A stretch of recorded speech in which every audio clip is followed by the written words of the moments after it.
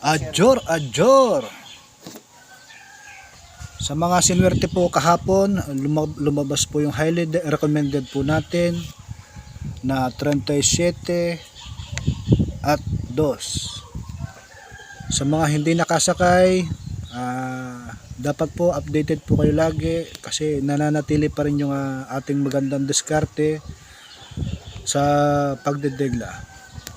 So ngayong araw po, May 26, Lunes, ano po yung magandang diskarte?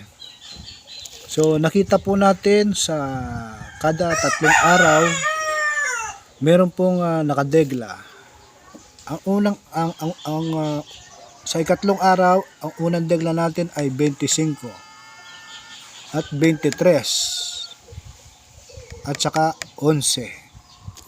25, 23, 11 sa ikatlong araw at sa ikaapat na araw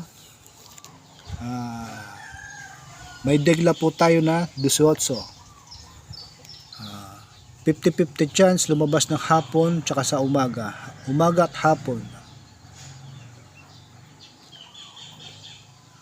At saka meron po tayong nakitang 25, 24 kada Lunes.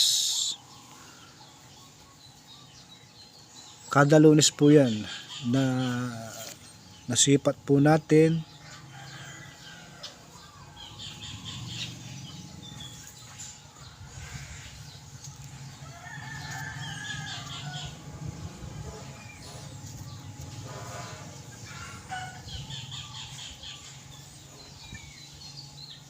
At saka meron po tayong nakitang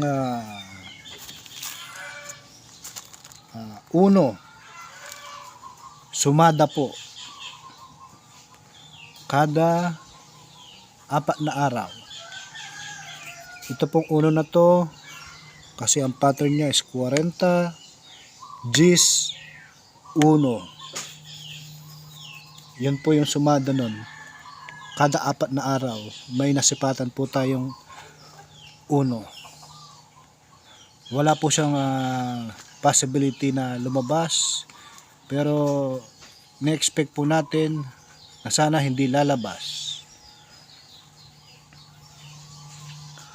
Meron din po tayo nakitang pattern every 26 ng monthly.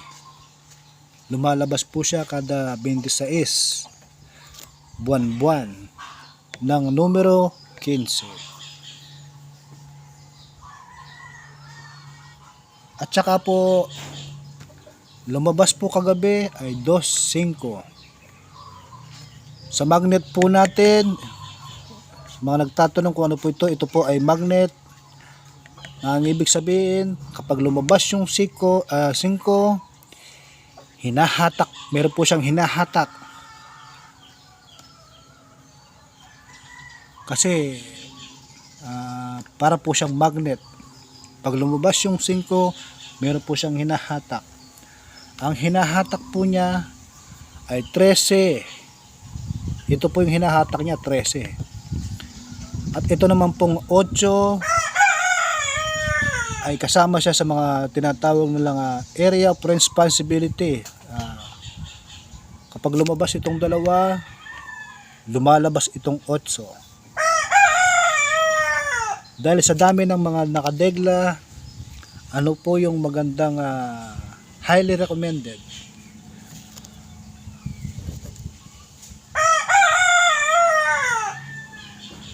Ang highly recommended po natin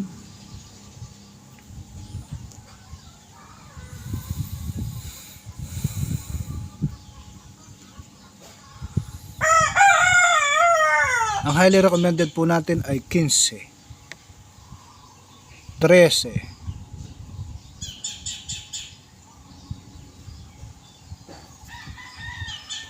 15, 13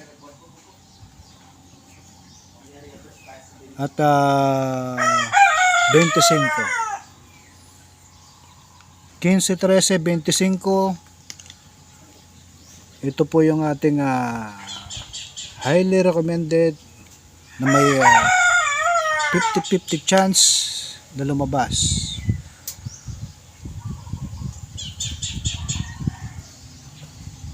Mamayang hapon po titingnan po natin kung ano nung magiging resulta ng mga lalabas. At magkakaroon na rin po tayo ng upload ng hapon at saka tanghali at saka gabi.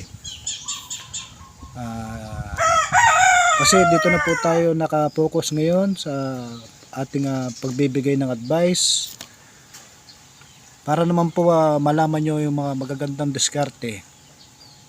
So sa mga nagtataka kung bakit nandito po tayo, temporary po, dito muna po tayo dahil meron pa po tayong suspension sa Facebook, 6 months without earnings.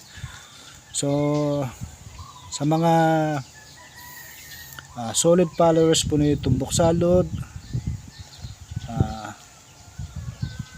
sana tsambahan natin ngayon.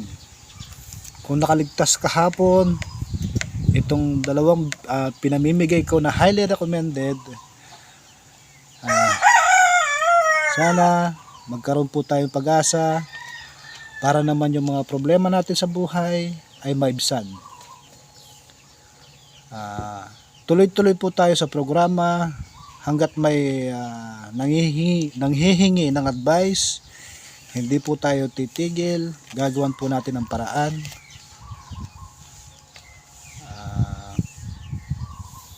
So yun lamang po. May 26 Pampanga.